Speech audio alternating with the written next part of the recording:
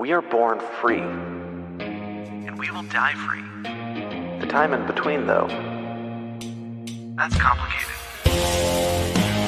In that time, governments, institutions, and our egos will limit our ability to find true freedom in this life. These are real stories of real people overcoming the odds, persevering in justice, and unlocking their potential. Welcome to Finding Freedom. Here's your host, John Odermatt.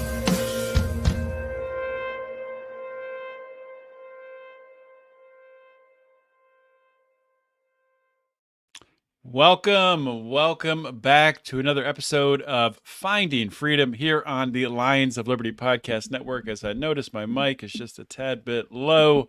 Great to have you here for the people watching live, either on YouTube or Twitter or Rumble or even Facebook. We even love you if you're watching on Facebook. Thanks for tuning in.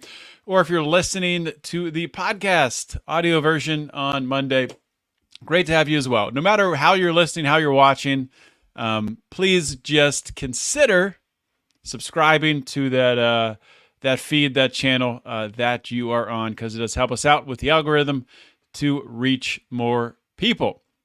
So for today's show, we are carrying on with this entrepreneurial theme, bringing on people who have either started up a business, who are running a side hustle, who are doing something entrepreneurial, something that hopefully you guys are able to learn from someone who is taking action and actually creating a side hustle, creating a business. So I'm going to bring on my friend Jason, and Jason is the owner of Horrible Designs. We will get the backstory on the name, but Jason will be sharing about his journey launching and growing this online store at Horrible Designs, where he has his own designs, and also, we'll do custom work for you on printing on mugs or bumper stickers or mouse pads, all kinds of different things. Jason and I will talk about challenges to entrepreneurship, to growing and scaling a business, and we'll also talk about anything else that we darn well please. Jason, welcome to Finding Freedom. Thank you, John. Thank you for having me. Yeah, man. Great to have you here. And I think a good place to start, because you have such a unique name for your business, Horrible Designs, being typically when you name a company, you name it something that is, catchy, that'll stick on, in someone's brain, so they can think of it when they're looking for a place to take their business. Where did Horrible Designs come from? Well, when I first started putting some of my stuff on shirts, my wife had seen it, and she basically said that my sense of humor sucks and that it's horrible. So that kind of got that in there. I was looking at doing Horrible Ideas, but that name was taken for a domain name. So I was keying around with some other ideas, and I was chatting with Ken, and he liked the idea of Horrible Designs. And my wife had also, like I said previously, said that my ideas sucked, and she said that my designs were horrible. So I kind of took my wife's criticism that she has, and she likes to say that I have the maturity of a 4-year-old. I took that and kind of ran with it and stuck with the Horrible Designs. Yeah, and I'll pull up the store in a little bit, and we'll look through some of the designs. When I was on the first time, I was on the Weathered Report with you and with Bruce and with Ken and Harkos. You guys were nice enough to gift me with some merch that I've been using, some. A mug and a bunch of stickers and stuff like that. So we'll go through, and I'll pull it up on my screen, and we can look at some of the stuff you have in a little bit. But before we go down that road, I know you're a guy who has a full-time 9-to-5 job, and this is something you're doing on the side to build some income on the side. So what was your thought process in that? Like, why did you want to build Horrible Designs? It kind of all started kind of like how Ken did. We all started with the Jason Stapleton program. And he had been talking for years about, you need to find other forms of income because it might crash. Everything might crash one of these days. You need to have something to fall back onto. And I was one of those guys that one of those little libertarian small L guys that kind of said, yeah, I need to do that, and really never did anything about it. And I kept saying, yeah, I'll do it. And then finally, I just decided to say, I'm either crap or get off the pot, basically. Mm-hmm. So I put my foot into it a little bit to see where it went, and it just kind of slowly has been snowballing larger and larger every year. So I'm just rolling with the punches, basically. And why did you pick, this type of venture where you're creating, products that people are buying and doing your own design work and your own printing? Because I was liking a lot of the shirts that KrisAnne Hall was making, but she didn't have the ones that I liked to wear myself. So I wanted to try and figure out how to make the ones that I wanted on the shirts. And at the time, there was some places around me that I could do some printing on the shirts, and they were ungodly expensive. So I found some drop shipping places that I had put some designs on, and that kind of kickstarted everything. Because I wanted my own shirts with my own ideas on there. I liked some of the stuff that KrisAnne Hall had, but they weren't exactly what I wanted. Okay. So what is your process now? Like if someone orders a product off of your website, is it something that's already been produced or is it something that's printed to order? Like take us through from, when an order's placed, how it happens. Okay, yeah. It really depends on what they order. So if they order a shirt, such as like the one that I'm wearing right now, like this one. So, and I just got back from my kids' Catholic school wearing this as well.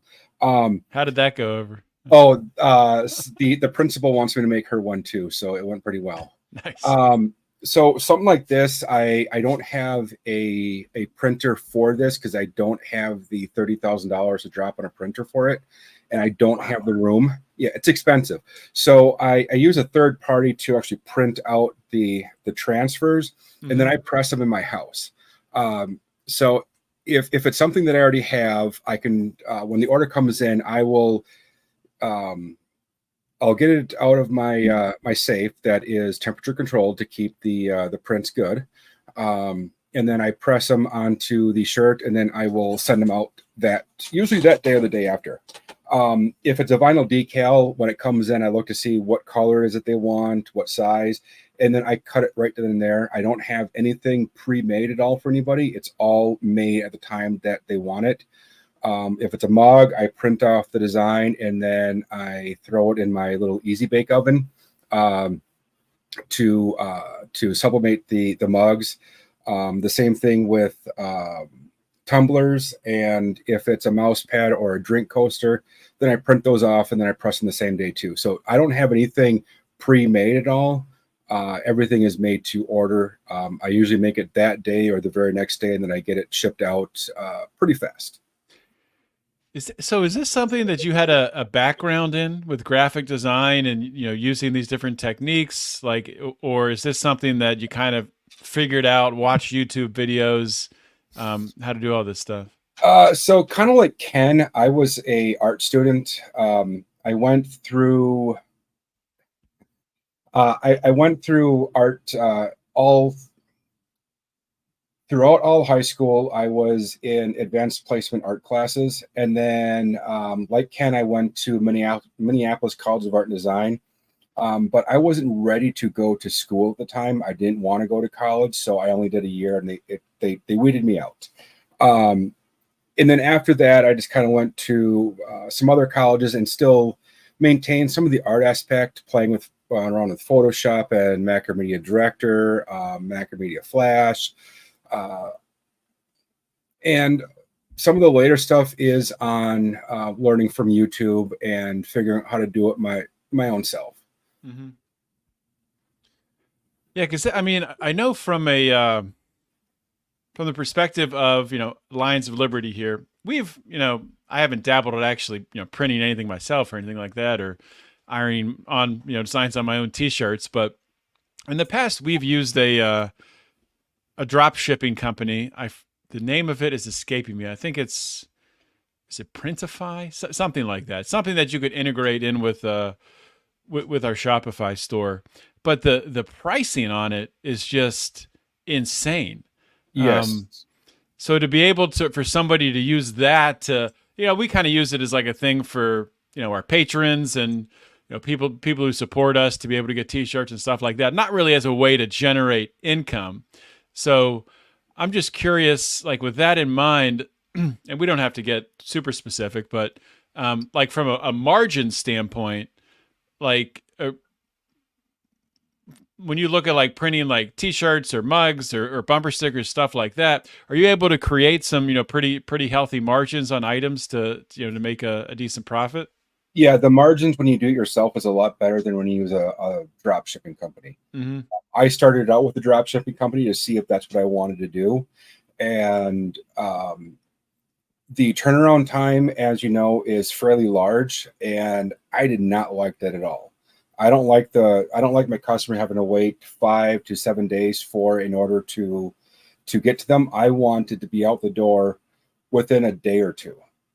So I kind of said that the heck with the whole shipping thing. And I started out with stickers, and I started buying the equipment that I needed to do stickers by myself. And it slowly just kind of morphed into where I had an office to where now I really have more of nothing, like just walking space, because I've got so much equipment and materials, as you can see behind me. Mm-hmm. Yeah, I'm gonna pull up your website now to look through some of this stuff. Hopefully people are able to see it who are watching live. We can also describe some of this. I love the it was something like this. Like we're looking at one right now with climate activist Greta. I don't even know what her last name is. Just Greta, is it Thornberg? Yes, Greta Thunberg. Yes. Thorn something. And you have the "How dare you" sticker. Mm-hmm. Any worry about getting sued on stuff like that? Or? Nope, I'm not. I have not gotten sued at all. I think since she's kind of now a public figure, that I don't think it would happen. But if I were to get a cease and desist, I would comply by it. Yeah, obviously, yeah. And you got, of course, the pedophile treatment center sticker. Oh, you sent me one of those. Nice wood chipper on it. Pew Pew, all pedos. That's a classic. So these are all designs, like you said, designs that you thought of. Whatever, you're driving your kid to school and you think of something and you go home, you make it, and then you put it on a sticker, put it on a t-shirt, put it on a mug. What's the process or what's the time from idea until it's actually in your store? It could be anywhere from a day to maybe a few months. There was one that I thought of when we were doing our morning Twitter thing with Bruce, that a guy in a minivan had cut me off, and I just went ballistic. And when I got home from that, I made up a design that said, and I have it on my vehicle right now. It says, minivans, the official vehicle of Karens that just want to speak to the manager. So I like it. So it's stuff like that, like the one guy they cut me off in a minivan, that I came up with that when I came home. And that was probably about a week or so of me rewriting it over and over and over again before I come up with the way that I wanted it. Mm-hmm. That makes sense. And I got to talk about this now since I pulled it up, but this is awesome, man. I might buy one of these. So there is a Trump You Missed mug. And I should say the website, it's horribledesigns.com. Just like you spell horrible, just like you spell designs. Nothing in between, just horribledesigns.com. So you can check out all these designs yourself. This is really cool with the American flag in the background. You got Trump with both fingers up. He's got blue and red glasses on. That's a cool idea, man. Yes, very cool. and the funny thing about that one is that those aren't Trump's middle fingers. That's actually my middle finger. I superimpose on a Trump. So not only do you get Trump, you get Jason's middle fingers on Yes. your coffee mug. Yes, I took a selfie with my middle finger up and I superimposed on a Trump. Yeah, these are good, man. So when you like organize a page like this, we're scrolling down the coffee mug page right now, because I've thought about this before with Lions of Liberty, but like I said, it's not a big piece of our income, so I don't put a lot of thought into it. But with you building a business here, this is probably something that I'm sure you think about on ordering, like where you put stuff on the page. Do you put the highest sellers towards the top, towards the middle? Like, is that something that you look at? I'm just kind of going with the default sorting that Shopify has for right now. Okay. I probably should rearrange it too by the highest seller, but right now it's kind of going based upon which one was added first. Nice. And you said we were talking pre-show. You said that you're also selling on Amazon and on Etsy. So if some, Yep, I'm also Amazon Handmade on Etsy. I'm on Walmart.com, eBay.com. I tried to get on Target and they denied me, but I'll try again next year. And a few other small little sites too. So Walmart.com approved all of the, like, if you go to Walmart.com, you could buy any of these mugs, any of these. Most of them, they have shut down some of them. So I've had to reword some of the titles, and then they've actually caught on to the image, so they've shut those down too. Mm-hmm. But not everything is on Walmart.com because I have to buy what's called a GTIN for it, which is a UPC code for every item that I have. Every variant has to have its own unique GTIN. Mm-hmm. And you get to buy those from another company, and those get to be expensive after if you've done like over 1,000 of them.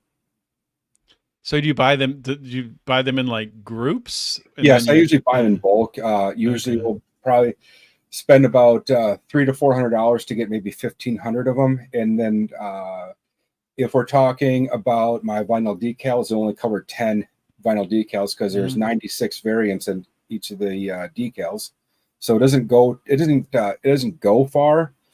So it becomes kind of a money sucker, if you will. Yeah. If I were to get onto Target, I would definitely look into doing more of those GTINs because Target does require the GTINs like Walmart does. What kind of a cut do Walmart and Amazon take from you? I'd have to look at what it is again. Yeah. I was just excited to be on there. I'm like, yeah, I'm gonna make a ton of money, and then it never really happened. But it was kind of those things where I just had to let it kind of run out. Where I'm doing fairly good on Amazon. I think they might take. I think they take close to what like Etsy takes. Is that like 10%? I have no idea. I have to look it up again. Okay. I don't remember off the top of my head, but it's not a whole lot. But I mean, it's a small cut where they make a good amount of money off of that. And you probably, I mean, maybe you don't, but do you have if you sell something on Amazon or on Walmart, is it the same price those places as it is at Horrible Designs? Yes. So obviously you're making the most amount of money if you sell it on your website. So anybody listening to this or watching this should be going to Horrible Designs to buy anything, right? Yes, because I only you sell on Shopify, right? Yeah. Yeah, so you know that you only pay for Shopify just takes out the processing fees. Mm-hmm. But Amazon and Walmart and all of eBay takes the processing fees plus other fees as well. So yeah, it's cheaper for people to buy it directly out of my site. Yeah, that makes sense. So you started, how many years ago did you start this up? I've officially been doing it since about 2023. I started kind of meddling with it about a year before that, Mhm. where I had stuff on Etsy, just kind of seeing if I really wanted to do it or not. Playing around with, like I said, on Etsy with a drop shipping company, and it started doing pretty good. And like I said earlier, I didn't like the turnaround time. It was too long for me. If I order something, I don't want to wait 2 weeks for it to show up. I want it to be there within a week. So I Especially in started. today's Amazon culture, everybody expects like 3 days at the most. Yeah. Yep. So yeah, so it was about a year. 2022 is probably around when I officially started doing it, and I was kind of playing around with it a few years prior to that. When I started kind of doing t-shirts by myself just for my own pleasure, and a few people here and there would say, "Oh, that's a really cool shirt." Oh, yeah, it's funny. Where can I get one of those? Or where'd you get it? And that kind of really sparked the whole interest of maybe I really should be doing this. Let's put the feelers out there, and that's when I started the Etsy site, and that kind of snowballed into what I'm doing now. So is this something that you would say you have the intention? I mean, I know this is a side hustle now. Is this something you intend to grow to eventually be, potentially something full time that could support you? If I could, I would totally do it because I like doing this. I really like getting the messages back from people of how they love the stuff that I've sent them out. Hmm. Um, Customer service is my top priority. I've had a few people who reached out to me, said that they didn't receive the orders. I'll take care of it. I've only had one mug so far break, and I sent out a brand new one, no questions asked. Um, I would definitely like to do this full time, um, make more money. Everybody does, and upgrade my equipment to offer even better services to people. Yeah, I guess that's kind of the part where you have to start to make decisions because some of the equipment, as you were talking about earlier, is pretty expensive, like $30,000 on these printers. Yes. So you got to kind of gauge, when you get to a certain point, or I don't know if you map that out ahead of time, getting to a certain revenue point or something where you then make that investment. And then maybe once you make that investment, well, I guess that would allow you to, I guess, increase your production or your quality or both or what? Yeah, the production and quality. I would like to get eventually, I would like to get what's called like a UV printer, which Mhm. a lot of actual bumper stickers, if you were to buy them, that they're printed on that, where they're completely waterproof, 100% waterproof, and they last forever. I would like to get one of those printers, but they're ungodly expensive. I would like to get my own t-shirt printer to do so that I can print onto t-shirts and on Mhm. other things. I want to get into silk screening also, but I need someone to teach me how to do that. And yeah, as Bruce said, silk screening equipment is expensive also. I mean, it's all expensive. So what is the difference between silk screening, screen printing? Like what is silk Uh, screening? Silk screening basically is you are printing off a kind of like a negative on your printer, and the negative when you expose it to light, it emulsifies and kind of goes away, and then you're putting some sort of screen on top or below, from what I understand, and you're pushing ink directly into the shirt, so it's infused directly in the shirt, Hmm. and then I think you heat it up as well. Well, like I said, I need someone to teach me how to do it, but I Hmm. know it's expensive to buy all the equipment. I mean, some of it I have because I got the heat press already, but I want to get more. Everybody wants more, but I want more. It seems like with something like this, and maybe this is something I guess you kind of have to decide as you're building it, because there are so many different directions you can go, ways to create these products. Um, like, do you talk to other people who have businesses like this to, I guess to glean from them? Maybe they get really good at, I don't know, silk printing, and that's their specialty. Is that something people do or business owners do in this field? I think so. There's a few Facebook groups I'm on, so I will chat with people. I've asked some people to give me pointers on screen printing. Everybody always tells me the same thing: either go to school for it or find somebody who's already doing it and learn from them. It's like, that's what I'm asking you guys to do, but you won't tell me. And I checked my local tech school, and they don't offer any screen printing. Otherwise, I'd take it. Yeah. So when you look at this, you said you want to build this up, eventually, ideally at some point, it becomes a full-time thing. What are you looking at? Have you looked at like goals 5 years, 10 years out on how you want to grow this? Right now, my goal for next year is just to double what I've done this year. Within 5 to 10 years, I want to be on more platforms such as Target and other ones as well. And I would like to have better equipment by then as well, and become more financially independent than I am right now. I mean, it's starting to happen, but it's not there yet. Mm-hmm. So you said what? You said like 1 year, right, for that. So what's 5 and 10 years? 5 and 10 years is definitely more platforms, Yeah. and better equipment. So from a marketing standpoint, we talked a little bit about this. You said you did some marketing. We talked pre-show. You did some marketing on Truth Social. Have you done much marketing? I know when I scroll through my Facebook feed, there's all kinds of stuff being marketed to me. I know it can be tough to get, especially with some spicy designs like these. Tough to get through the the Facebook gatekeepers there. But other than the Truth Social, have you done any other social media marketing or any other like marketing channels? I don't even know like what marketing options there are. I guess Amazon would have a marketing option. Etsy would probably have an option as well, advertising.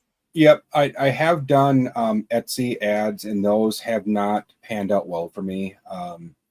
It might just be my SEO. I have done Amazon ads, and those tend to cost me more money than it's worth. Mm-hmm. I have tried Facebook. And like we're talking on the pre-show, I did the Trump mug and this one as well, which is a tumbler. I did that one as well on Facebook, and it went on for a day, and then they shut me down. They shut the ad down, saying it was politically election involved. And I'm like, whatever, okay. So I tried going through the whole verification thing, and it wasn't worth it. So I said, the hell with it. I have pulled other ads on Facebook, and they haven't panned out too well. It's probably just my marketing that I'm not doing the right keywords or something. And then I did the one on Truth Social, which I got a few orders from, and I got a few subscribers. So I did better than I did in Facebook. I tried doing a few ads on Twitter, and they've shut me down every single time I try to do them. So I said, the hell with that. Yeah. I know, and it might depend on where your margins are at, but I know people have had success doing, and I think Shopify actually has a program built in now where you can sign up to, where people can become your affiliate. So if someone has a podcast, they could sign up to be a Horrible Designs affiliate. They advertise, and then they would get a slice for whatever sale they make. Is that something you've looked into? Yeah, I need to look into that again. I know when I tried to do it before, Shopify said I couldn't because I was a drop shipper, and I'm like, I'm not drop shipping at all. Mm-hmm. So they didn't allow me to do it. I'll have to look into it again, seeing if they remove that. But that is something I would definitely do. If I know the program you're talking about. I can't remember what it's called, but yeah, I would totally do it. If that's something you do get set up, we would probably, promote that through Okay. Lions of Liberty. So yeah, let me know. Yeah, I would definitely set that up. I think I have it turned on for TikTok, but I need to turn it on for Shopify as well. TikTok. Are you selling anything through TikTok? Yes, I forgot about that platform. Really? I do have it on TikTok. TikTok does not like me at all. They keep shutting my stuff down, saying it goes against every single argument that they throw at me, and I just keep saying whatever back to them and throwing it back in their face, and we just keep going. We have this love-hate relationship. They love my money, but they hate me. Is TikTok like more woke than Facebook from that? Or the same level of like censorship and wokeness? They're getting there. Yeah. So Twitter really is I guess Twitter and Truth Social, the last bastions of limited censorship. I'm not going to say free speech, no censorship, because even Twitter does censor some stuff. Yes, I'd probably say the only one that doesn't censor anything is probably Gab. That one I kind of played with a little bit, and I was like, oh God, there's a lot of stuff on here. I've never been on Gab, so you're not missing much. Maybe it's kept me off a couple watch lists not being on there. They do the checkbox as well. If he's on Gab, we're going to put him on the no-fly list. Hey, he's not on Gab. All right, he can get on a plane. Oh, and as Bruce said, I'm also on Nostr too. I will promote some stuff on Nostr.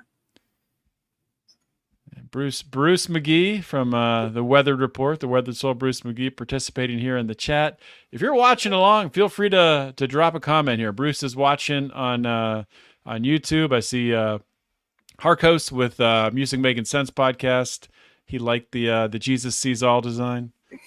So, he helped inspire another one. Are your kids around at all, or are they not in your room at all? No, they're my daughter's asleep, so it's okay. Yeah, because I've got another one that Harkos liked that said "Tits Out for Jesus" that I have on a T-shirt. I'm not surprised Harkos like that. I'm not going to wear that one to my kid's school at all. No, I don't think the principal would request one of those. Maybe they would. I don't know, but I don't. Yeah. So, like I think I've asked Bruce and Ken and Harkos, the last few interviews I've done with them, I think I've asked them a similar question. Might not be exactly the same, but I think it's a good perspective to get, because I don't really know if there's a true answer on it, but when you think of entrepreneurship, and there's some entrepreneurs out there, famous influencer type people like Gary Vee. I don't know if Gary Vee said this. Maybe he didn't. Don't want to attribute it to him, but I've heard it said before by these these influencer types where entrepreneurs aren't really made; they're born. Like it's not something that it's kind of innate within you that you want to have this side hustle, that you want to create this business. Is that something that you believe, that it's just kind of like an itch that needs to be scratched? Yes. Or yes. Yeah. Okay. Yep. Because I remember as a kid, I always wanted to have a Kool-Aid stand. There's quite a few times that I did. I always wanted to make stuff that people could buy. So that's interesting. I was the same way. Like when I was in fifth grade or sixth grade, my brother, who's 6 years older than me, went off to college, and he had a grass cutting business, and I took it over. So I took over his lawn business. I was like, this is great. And then I added on a landscaping business where I would get mulch delivered and mulch people's flower beds and stuff like that, and weed. And I just thought that was normal to want to make money that way. Mm-hmm. And then, growing up with my friends, and they'll be like excited, like, I just got a job at, whatever lunch place making sandwiches. I'm like, there was just something inside me that was like, I don't know. It seems like this is better than that. I don't know. It is better than that. I think we're a different breed, that we want to control the source of our own income. Mhm. We want to be our own boss. We want to be our own maker.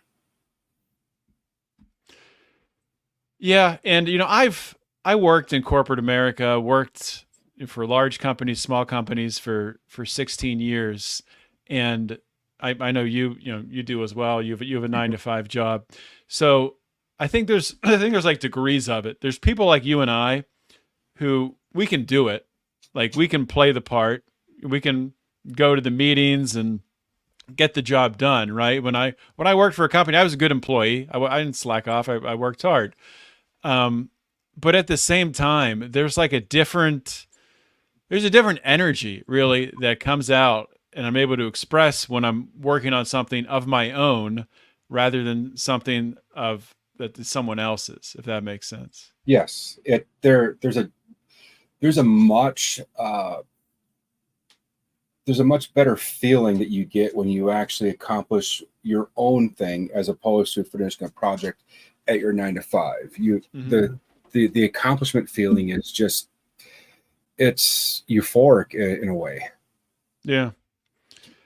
And for a long time, I don't know why, but I wanted to try to convince other people that, they should start their side hustle and they should do this, they should do that. And it's only really just recently when I realized that there's a lot of people that they just have no desire for it. They don't want it. And that's totally fine. You need people who don't want to have their own business, who don't want to take on that risk, who don't want to, stay up late at night printing mugs or printing T-shirts or packing orders and things like that. Yeah. But that's a lot of work. How many hours per week would you say you put into Horrible Designs? Probably about another 40. Really? And sometimes my kids even help me pack up my stuff too. They like get involved sometimes. There might be a few weeks here and there where they just want nothing to do with it, but I know my daughter likes to help get stuff ready and pack it up for me, so that she kind of gets that little bug too. And so does my son. From a tax perspective, you can pay them. I'm not an accountant, not a attorney either, so don't take my word for this. But there are ways to pay them to save on your taxes. You should look into that. Oh, I'll have to look into that then. Yeah, I watched a video on it because it's not something I'm going to do right now, but maybe in a few years I would think about it with my daughter. But okay, yeah, there's definitely some ways to save some money, and also they get rewarded if they actually are doing some work for you. So it's a win-win on both angles. Nice. So politically, put some of your stuff up on the screen. You got some Trump stuff there. I know you said earlier you're a small L libertarian. What are your thoughts? We're just over a week from the most important election in our lifetime, 2024, Kamala Harris, Donald Trump. What do you think? The most important election of our lifetime that happens every 4 years. My thoughts are, whoever winds up getting elected into the White House, I don't really care. Whoever winds up getting into my state, I don't really care. Whoever winds up getting into my city, I don't really care, because I'm going to keep doing what I want to do.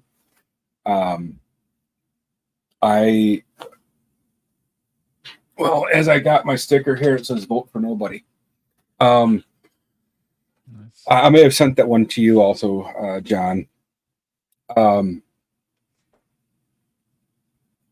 a big fan of writing in candidates or writing in people who I want to vote for, just because I don't want the other side, or any side for that matter, to use my vote against me. Who I'm going to vote for president, I have no idea. I'll probably wind up just writing in. I'll probably just do like I do every year, every time I vote, and just writing in KrisAnne Hall across for everything. Mm-hmm. What state are you in? Minnesota. So Tim Walz is unfortunately my governor. Oh man. So yeah. So Ken escaped Minnesota, right? I would love to escape Minnesota. I would love it. And speaking of Ken, I want to clear something up also that Ken had wrong when he was on your show. Please do. Ken said that the weather report consists of a boomer, 1 Gen X, and 2 millennials. He was wrong. I am not a millennial. I'm a Gen X. So he said 2 millennials. Yes. Okay, so Harkos is a millennial, right? Yes. Yep. Yeah, gotcha. Ken and I are both Gen X. He's early Gen X. I'm late Gen X, but I'm still Gen X. Yeah. Got to get the generations right. I mean, generations are.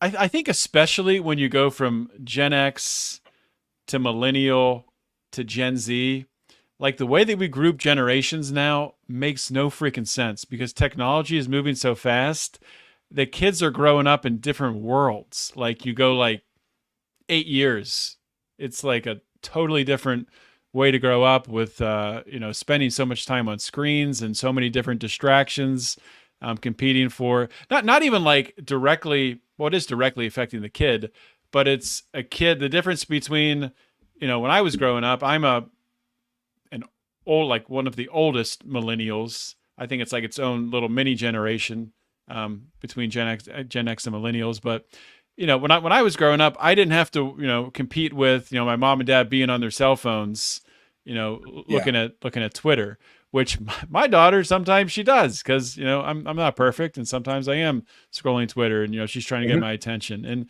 and that sucks, man. But that's something that is molding that generation, and there's all kinds of different things like that when you start to dig into it. Yeah. So going back to what you were talking about before, yes, unfortunately, Tim Walz is my governor, and I would love to escape Minnesota. I would love if I could have it my way, I would move to South Dakota in a heartbeat. Not because of the governor there, more because they have more freedom. I don't mind the cold at all because cold doesn't bother me, and the hunting out there is way better than Minnesota. Yeah. What do people hunt that is really good in South Dakota? South Dakota land management for public hunting is way better than Minnesota does. Way better. It's the pheasant hunting out there is better, as well as the deer hunting. Yeah. So if any hunter is watching this, I just lied. Don't move to South Dakota. Yeah, you don't want to share your hunting spot. No. There's good hunting in Minnesota, though, isn't there? There's some. I'm south of the Twin Cities, so there's not a whole lot. I got to drive, which I don't really like driving 5 to 6 hours to go for hunting for a weekend. I would just like to make it like 20 minutes, half hour. But it is what it is. I can't really do much about it. But there is some good hunting spots. Yeah. Well, I just drove 4 hours this past weekend to go hunting, but that was also, for camaraderie and hanging out with people. But I went out on the first day of muzzleloader season here in Pennsylvania. Okay. And yeah, did not get one. Came close. Oh, well, that sucks. I do archery. So archery in Minnesota starts in September and goes to the end of the year. So I could go a lot if I wanted to. Yeah, I need to get I have a bow. It's just not functional right now. I need to get it fixed up because archery hunting, that's the best, man. It is because you don't the have to most primal way. Yeah. It is totally. There was quite a few years ago when I was out shotgun hunting with my brother. Somebody shot towards the direction my brother was in a ground blind because he was a road hunter. And after that, we kind of went to archery because it's kind of hard for road hunters to accidentally shoot you with a bow because you only have so many yards to go. So they shot from a moving vehicle? Like this guy saw a buck in a ditch. He jumped out of his truck and shot right from the road. That's illegal. And it was in the exact direction my brother was at. I thought my brother was dead because he wasn't answering his phone. So I got out and was, I'm in all my hunting gear. I'm running towards where he's at through a recently plowed field, and it's muddy out. And thankfully he was still alive. But he saw the hunter. He didn't get his license plate or anything. Otherwise, we had turned it into the DNR. But Yeah, we prefer, if I go out hunting with him again, we prefer archery because, for one, it requires more skill, and two, there's a lot less people out. Yeah. I definitely agree. It sucks that there's people like that, hunters like that, that do crazy things, dangerous, horrible things. But that is, I think there's a misconception. People who don't hunt, who maybe think that people like that are more the norm, when They're in my not. experience, like something like that is so rare for someone to be that much of a lunatic. I don't know if you agree. Maybe you've had more than one encounter like that. No, we've But only I had know, one. like, if you go into like New York City or whatever, any of these big East Coast cities, they think hunters are all freaking hillbillies who take a 12-pack of beer out them in the woods and just shoot at squirrels or just shoot their guns up. No, most hunters are probably the most responsible people you ever meet. Yeah, I agree. There's just that small little fraction of them, but that goes with any sort of activity you do. Agree. Oh, I don't know if I wouldn't go hunting with Tim Walls. Oh God, no. No. That guy, he actually broke federal law when he went out pheasant hunting. How did he do that? Because he went out pheasant hunting in Sleepy Eye, Minnesota, and Sleepy Eye, Minnesota is part of a federal wetland district. And when you're hunting on federal wetland district, you're only allowed to put 2 shells in your magazine and 1 in the chamber. And he loaded 3 in the magazine and 1 in the chamber. And that's a federal crime. That's so hilarious because that is a law that his ilk created. Mhm. Right? Oh God, what a piece of crap. Yeah, I'll tell you what, that guy, he likes to play that he's a really nice guy on camera, but from what I've heard and from what I've seen, the guy is just mean as hell. I believe it. Just by seeing the way that some of his mannerisms, the way that he acted towards his son, like pulling his son's arm real hard during the DNC. You can see that there's something not right with that guy. He's also so just overly boisterous with his hand gestures, and no real authentic person behaves like that. It's No. Yeah. He's completely two-faced. Mm-hmm. He's fake.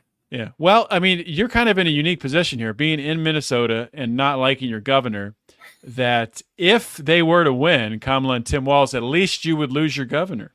Yes, that is one good aspect of it. The only problem is that he would actually wind up being in the White House. But then again, are things really going to change that much? Who knows?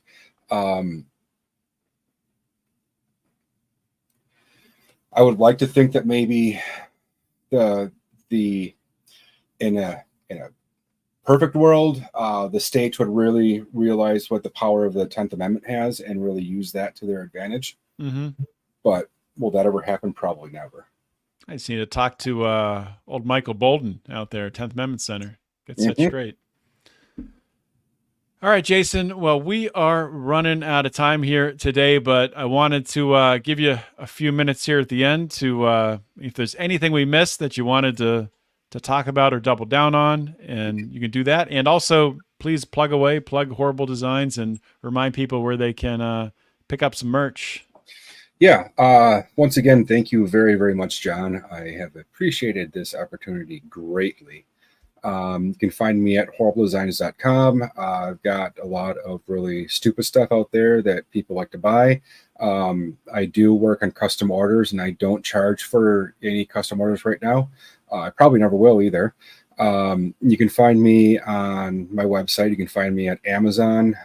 You can also find me at walmart.com, on Etsy, on eBay, TikTok Shop, and probably a few other ones that I'm forgetting as well. All right. He's all over the place, but the easiest place to find him is horribledesigns.com. Jason, thanks for coming on the show. Thank you very, very much, John.